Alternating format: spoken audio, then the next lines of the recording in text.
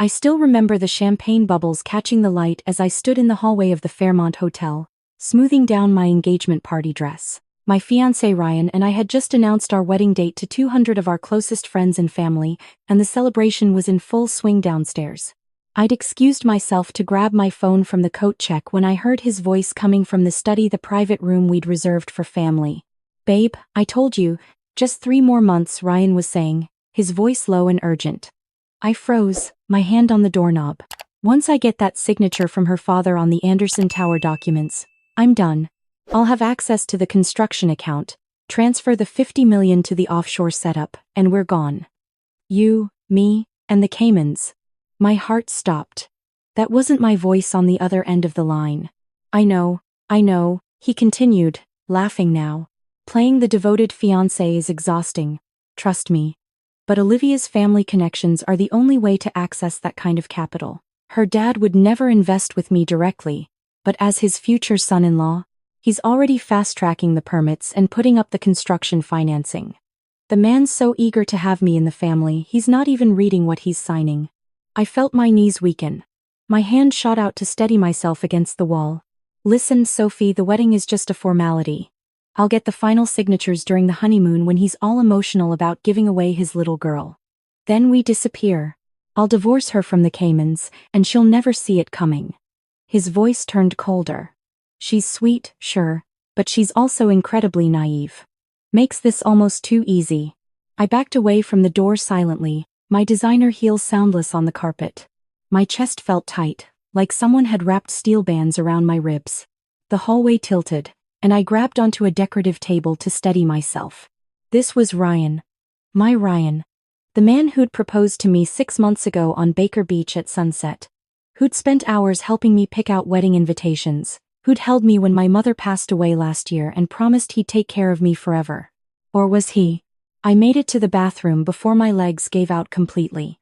Sitting on the closed toilet lid in the marble-appointed restroom, I forced myself to breathe. 3 years together. 3 years of building a life. Introducing him to my family's business. Watching my father mentor him like the son he'd never had. The Anderson Tower project. Dad's legacy project. The $50 million construction loan he'd personally guaranteed because Ryan's going to be family, and family looks out for each other. Oh God. Oh God. I pulled out my phone with shaking hands and did something I hadn't done since we got engaged. I went through Ryan's text messages. I'd always believed that privacy was sacred in a relationship, that trust meant not snooping. But right now, with his voice still echoing in my head, I needed to know the truth. It took me less than 5 minutes to find Sophie. Sophie Winters. Messages going back 2 years, the entire duration of our relationship. Explicit messages. Plans. Photos of them together in hotels I recognized, taken on weekends when he'd told me he was visiting his sick mother in Portland. There was no sick mother. There never had been. I sat there in that bathroom stall for 20 minutes, scrolling through a relationship that had existed parallel to ours. Every business trip. Every late night at the office. Every time he'd been too tired to come over. He'd been with her. But this wasn't just about infidelity. This was about $50 million of my family's money. This was about my father's reputation built over 40 years of honest business dealings. This was about the hundreds of construction workers who'd lose their jobs when the project collapsed. I stood up, washed my face, reapplied my lipstick with steady hands, and walked back to the party. Ryan found me immediately, sliding his arm around my waist. "There you are. Where'd you disappear to?" I looked up at him, really looked at him, and saw a stranger. How had I missed this? The calculation in his eyes when he talked to my father. The way he always steered conversations toward business.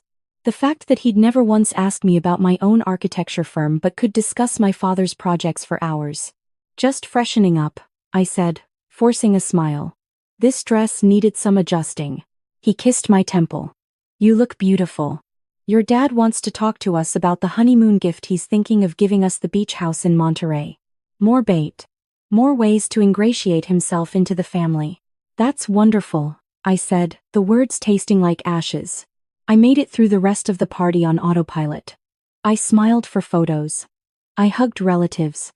I thanked guests for their generous gifts. And I watched Ryan work the room, charming investors, bonding with my father's business partners, laying the groundwork for his ultimate betrayal. At 11 p.m., after the last guest left, Ryan pulled me close in the empty ballroom. 3 months until you're Mrs. Mitchell, he murmured against my hair. I can't wait to start our life together. I wondered if Sophie was waiting for him somewhere, celebrating their real future.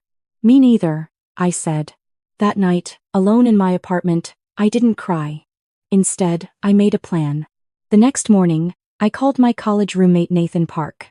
We'd stayed close over the years even though our paths had diverged. I'd gone into architecture, and he'd become a federal prosecutor specializing in financial crimes. Liv, it's 7 a.m. on a Sunday, he groaned when he picked up. I need your help, I said. And I need you to keep this completely confidential. Not even your wife can know. There was a pause. Then, what's wrong? I told him everything. The conversation I'd overheard. The text messages. The Anderson Tower project. The $50 million. When I finished, Nathan was silent for a long moment. Olivia, if what you're describing is accurate, this is wire fraud, possibly money laundering. This is FBI territory. I know. You're talking about sending your fiancé to federal prison. I'm talking about protecting my father and every person who'll be hurt when Ryan disappears with that money. My voice was steady. Can you help me or not? I'll make some calls, Nathan said. But Liv? You need to be absolutely sure before we go down this road. Once we involve the feds, there's no going back. I thought about Ryan's laugh as he described me as naive. I thought about Sophie Winters and the life they'd planned while I picked out wedding invitations. I'm sure, I said. The next 3 months were the hardest of my life. I had to pretend everything was normal while wearing a wire to family dinners. I had to smile and plan our wedding while FBI agents cataloged evidence of Ryan's fraud. I had to sleep next to a man I no longer knew while gathering the proof that would destroy him. Nathan had connected me with FBI agent Sarah Chen from the White Collar Crimes Division. She was a sharp woman in her 40s who didn't mince words. Your fiancé is part of a larger operation, she explained during our first meeting in a nondescript office building in Oakland. We've been tracking an investment fraud ring for 2 years. Sophie Winters is a known associate. They target wealthy families through romantic relationships, gain access to capital, and disappear. They've done this in Seattle, Portland, and Denver. Your father's project would be their biggest score yet. I felt sick. How many families have they destroyed? 14 that we know of. Agent Chen's expression was grim. Collectively, they've stolen over $200 million. Most victims are too embarrassed to report it, or by the time they realize what happened, the money's gone and so are the perpetrators. What do you need from me? We need documentation. Signatures, wire transfers, conversations about the offshore accounts. We need enough to arrest not just Ryan but Sophie and their entire network. She looked at me seriously. This means you have to go through with the wedding.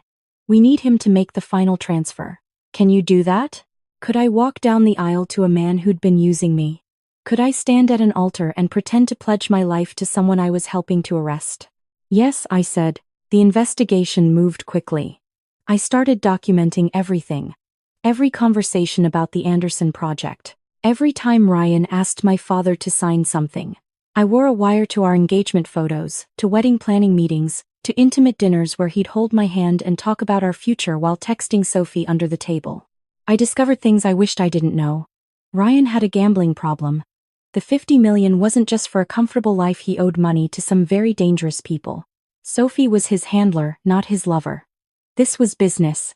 My father, meanwhile, had no idea anything was wrong. He was thrilled about the wedding, about bringing Ryan into the family business permanently. Watching him beam at Ryan across the dinner table, completely oblivious to the betrayal, made me want to scream. I'm so glad you found him. Sweetheart, Dad said to me one night after Ryan left. After your mother passed, I worried about you being alone. Ryan's a good man. He'll take care of you. I hugged him tight, blinking back tears. I love you, Dad. Love you too, kiddo. 6 weeks before the wedding, Ryan proposed that my father sign the final construction documents as a wedding gift, an early transfer of funds so construction could start during our honeymoon. That way, when we get back, we can watch them break ground together as a family, Ryan said, squeezing my hand. It'll be like our first major project as husband and wife. My father, sentimental as ever, loved the idea. I excused myself to the bathroom and immediately texted Agent Chen. He's moving up the timeline. Her response was immediate. Let it happen. We're ready. 4 weeks before the wedding, I made a decision. I called my sister Diana in London, where she worked as an investment banker. Di, I need you to come home early. Liv, I can't. I'm in the middle of a huge deal. Please. My voice cracked for the first time in weeks. I need you here. Diana knew me well enough to hear what I wasn't saying. I'll be on a flight tomorrow. When she arrived, I told her everything in my apartment, with no phones, no electronics. Just sisters, the way we'd shared secrets as kids. Diana listened to it all, her expression growing darker with each revelation.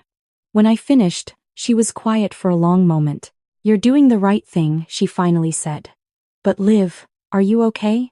Really? That's when I finally cried. Diana held me while I sobbed for the relationship I'd thought I had, for the future I'd imagined, for the innocence I'd lost when I heard Ryan's voice in that study. I loved him, I whispered. I really loved him. I know, Diana said, stroking my hair. But he didn't deserve that love. And when this is over, you're going to be okay. Better than okay. The wedding day arrived with brilliant sunshine and clear blue skies. Some distant part of me noted the irony: perfect weather for the worst day of my life. I went through the motions of getting ready with my bridesmaids. Hair, makeup, the dress I'd spent months selecting. Diana stayed close, her hand occasionally squeezing mine when no one was looking. Agent Chen had briefed me the night before. Ryan will make the transfer during the ceremony. We've been monitoring his devices. He has a laptop in his car set to execute the wire transfer at 3:15 p.m., right after you say I do. That's when we move in. What do I need to do? Just get him to the altar. We'll handle the rest. Now, standing in the bridal suite, I looked at myself in the mirror. The woman staring back looked calm, poised, beautiful in white lace and pearls. She looked nothing like the shattered person I'd been 3 months ago. My father knocked on the door. Ready, sweetheart?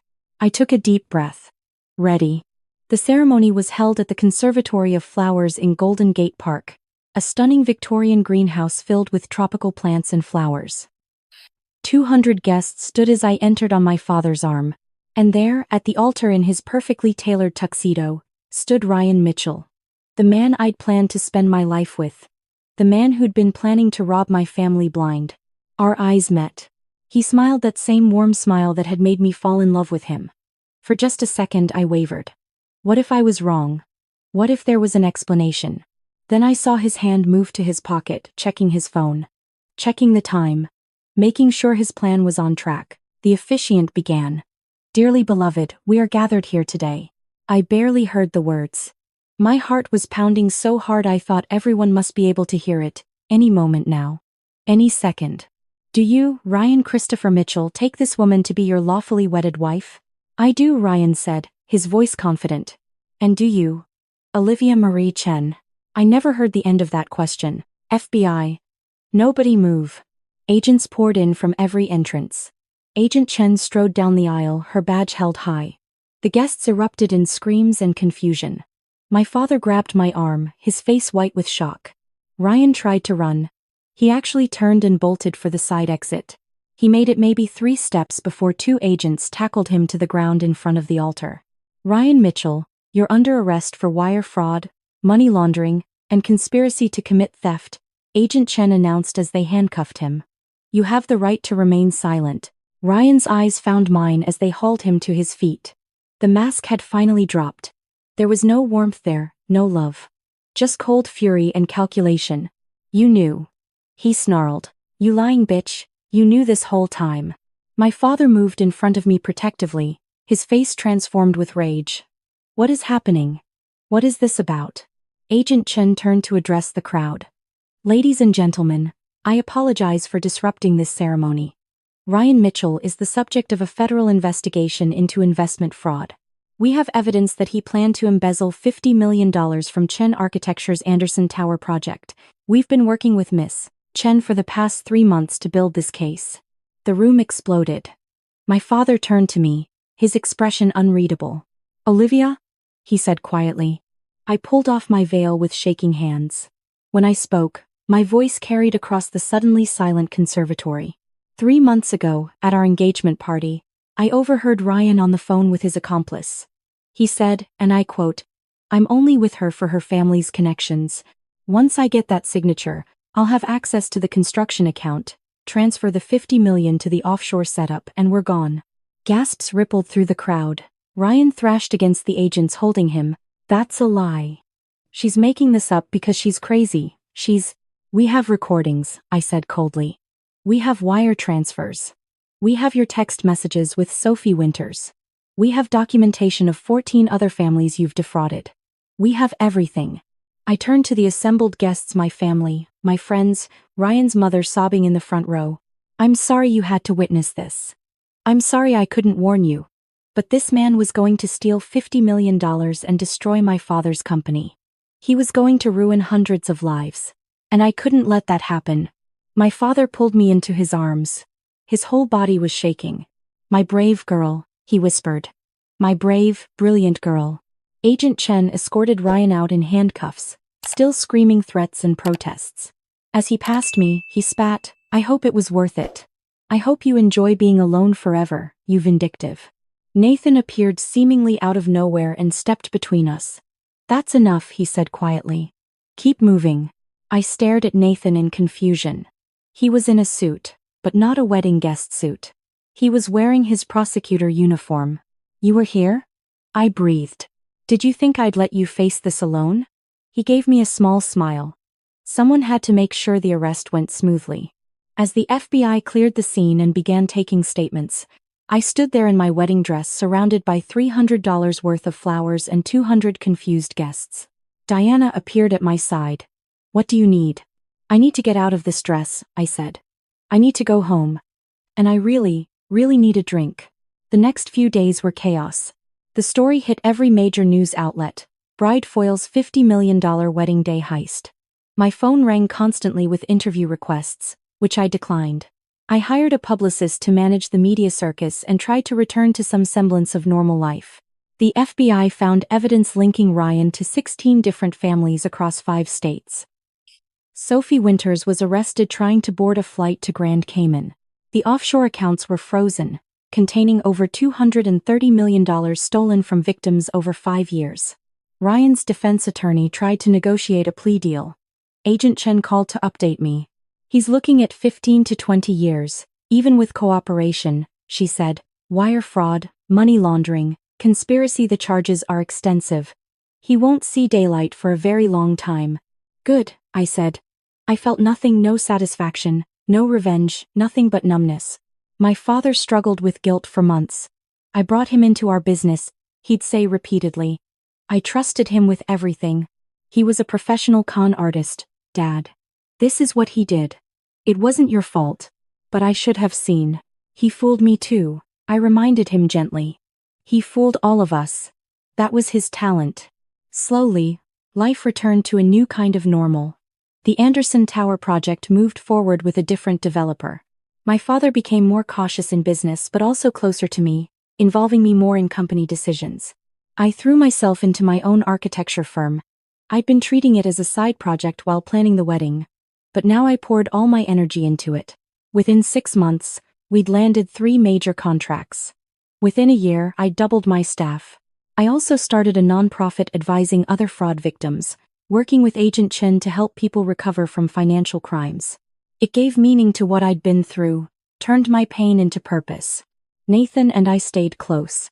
He'd separated from his wife a few months after the wedding, unrelated to my situation, just a marriage that had run its course. We'd meet for coffee to discuss cases, occasionally grab dinner as friends. It was at one of these dinners, about 18 months after the wedding that something shifted.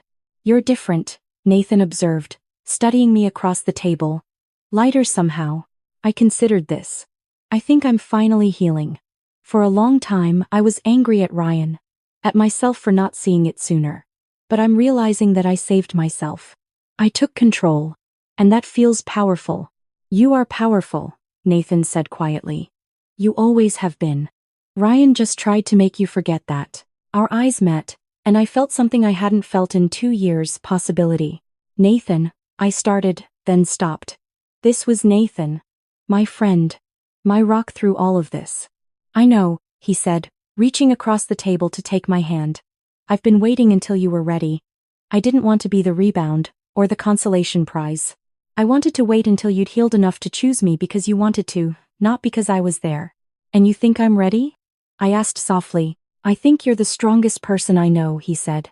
And I think I've been half in love with you since college, but the timing was never right. Now maybe it is.